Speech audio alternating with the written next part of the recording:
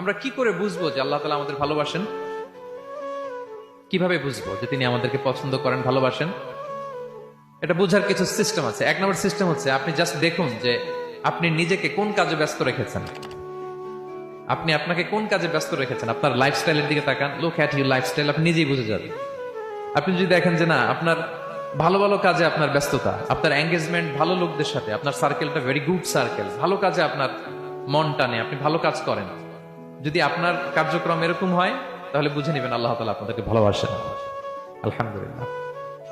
আর যদি দেখেন না, যত আকাম কুকাম আছে ওইটার সবার আগে আপনি, যেই কাজে আল্লাহর ক্রোধ আসে, আল্লাহ রাগ হয়ে যান, যেই কাজ ইসলামে করার নিষেধ, যেটাতে তার অসন্তুষ্টি, ওই কাজে আপনার এঙ্গেজমেন্ট, ইনভলভমেন্ট, আপনার সার্কেল গুলো এরকম, তাহলে বুঝে নিবেন আল্লাহ ভালোবাসা, এই মহা সৌভাগ্য আপনার